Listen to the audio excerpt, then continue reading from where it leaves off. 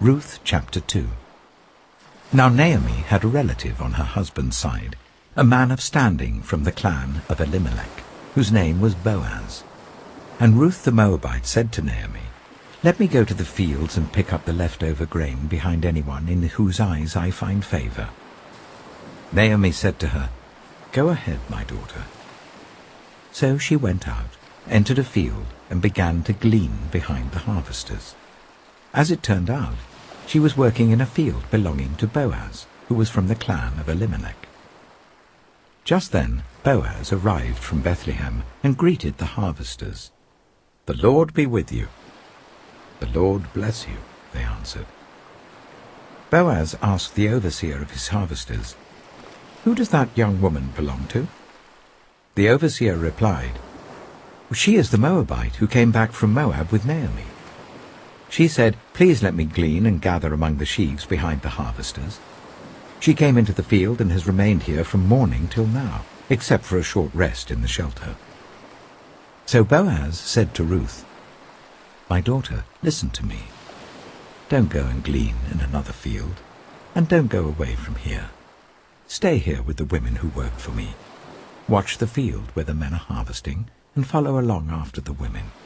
I have told the men not to lay a hand on you, and whenever you are thirsty, go and get a drink from the water jars the men have filled." At this, she bowed down with her face to the ground. She asked him, "Why have I found such favor in your eyes, that you notice me, a foreigner?" Boaz replied, "I've been told all about what you have done for your mother-in-law since the death of your husband. How you left your father and mother and your homeland and came to live with a people you did not know before. May the Lord repay you for what you have done. May you be richly rewarded by the Lord, the God of Israel, under whose wings you have come to take refuge. May I continue to find favor in your eyes, my Lord," she said. "You have put me at ease by speaking kindly to your servant, though I do not have the standing of one of your servants." At mealtime, Boaz said to her, "Come over here, have some bread and dip it in the wine vinegar." When she sat down with the harvesters, he offered her some roasted grain. She ate all she wanted and had some left over. As she got up to glean, Boaz gave orders to his men, "Let her gather among the sheaves and don't reprimand her. Even pull out some stalks for her from the bundles and leave them for her to pick up, and don't rebuke her." So Ruth gleaned in the field until evening. Then she threshed the barley she had gathered, and it amounted to about an ephah. She carried it back to town, and her mother-in-law saw how much she had gathered. Ruth also brought out and gave her what she had left over, after she had eaten enough. Her mother-in-law asked her, "Where did you glean today? Where did you work? Blessed be the man who took notice of you." Then Ruth told her mother-in-law about the one at whose place she had been working. "The name of the man I worked with today is Boaz," she said. "The Lord bless him," Naomi said to her daughter-in-law. "He has not stopped showing his kindness to the living and the dead." She added, "That man is our close relative. He is one of our guardian redeemers." Then Ruth the Moabite said, "He even said to me, 'Stay with my workers until they finish harvesting all my grain.'" Naomi said to Ruth, her daughter-in-law, "It will be good for you, my daughter, to go with the women who work for him, because in someone else's field you might be harmed." So Ruth stayed close to the women of Boaz to glean until the barley and wheat harvests were finished, and she lived with her mother-in-law. Acts chapter 27. When it was decided that we would sail for Italy, Paul and some other prisoners were handed over to a centurion named Julius, who belonged to the imperial regiment. We boarded a ship from Andromitium, about to sail for ports along the coast of the province of Asia, and we put out to sea. Aristarchus, a Macedonian from Thessalonica, was with us. The next day we landed at Sidon, and Julius, in kindness to Paul, allowed him to go to his friends so they might provide for his needs. From there we put out to sea again and passed to the lee of Cyprus, because the winds were against us. When we had sailed across the open sea off the coast of Cilicia and Pamphylia, we landed at Myra in Lycia. There the centurion found an Alexandrian ship sailing for Italy and put us aboard. We made slow headway for many days and had difficulty arriving off Cnidus. When the wind didn't allow us to hold our course, we sailed to the lee of Crete, opposite Salmone. We moved along the coast with difficulty and came to a place called Fair Havens, near the town of Lasea.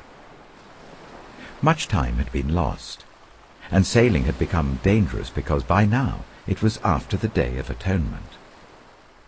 So Paul warned them, "Men, I can see that our voyage is going to be disastrous and bring great loss to ship and cargo, and to our own lives also." But the centurion, instead of listening to what Paul said, followed the advice of the pilot and of the owner of the ship. Since the harbour was unsuitable to winter in, the majority decided that we should sail on, hoping to reach Phoenix and winter there. This was a harbour in Crete, facing both southwest and northwest. When a gentle south wind began to blow, they saw their opportunity. So they weighed anchor and sailed along the shore of Crete. Before very long, a wind of hurricane force, called the northeaster, swept down from the island. The ship was caught by the storm and could not head into the wind. So we gave way to it and were driven along. As we passed to the lee of a small island called Cauda, we were hardly able to make the lifeboat secure, so the men hoisted it aboard. Then they passed ropes under the ship itself to hold it together. Because they were afraid they would run aground on the sandbars of Syrtis, they lowered the sea anchor and let the ship be driven along. We took such a violent battering from the storm that the next day they began to throw the cargo overboard. On the third day they threw the ship's tackle overboard with their own hands.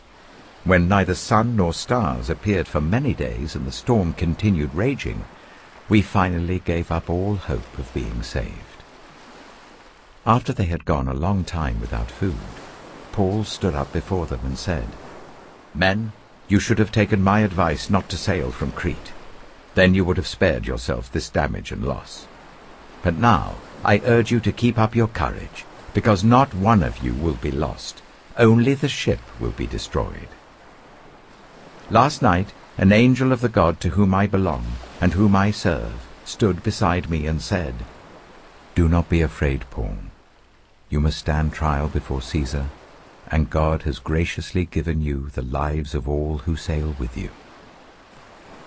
So, keep up your courage, men, for I have faith in God that it will happen just as he told me. Nevertheless, we must run aground on some island.' On the 14th night, we were still being driven across the Adriatic Sea, when about midnight the sailors sensed they were approaching land. They took soundings and found that the water was 40 meters deep. A short time later they took soundings again and found it was 30 meters deep. Fearing that we would be dashed against the rocks, they dropped 4 anchors from the stern and prayed for daylight. In an attempt to escape from the ship, the sailors let the lifeboat down into the sea, pretending they were going to lower some anchors from the bow. Then Paul said to the centurion and the soldiers, "Unless those men stay with the ship, you cannot be saved." So the soldiers cut the ropes that held the lifeboat and let it drift away. Just before dawn, Paul urged them all to eat. "For the last 14 days, he said, you have been in constant suspense and have gone without food. You haven't eaten anything. Now I urge you to take some food. You need it to survive. Not one of you will lose a single hair from his head." After he said this, he took some bread and gave thanks to God in front of them all. Then he broke it and began to eat. They were all encouraged and ate some food themselves. Altogether, there were 276 of us on board. When they had eaten as much as they wanted, they lightened the ship by throwing the grain into the sea. When daylight came, they did not recognize the land, but they saw a bay with a sandy beach, where they decided to run the ship aground if they could. Cutting loose the anchors, they left them in the sea and at the same time untied the ropes that held the rudders. Then they hoisted the foresail to the wind and made for the beach. But the ship struck a sandbar and ran aground. The bow stuck fast and would not move, and the stern was broken to pieces by the pounding of the surf. The soldiers planned to kill the prisoners to prevent any of them from swimming away and escaping. But the centurion wanted to spare Paul's life and kept them from carrying out their plan. He ordered those who could swim to jump overboard first and get to land.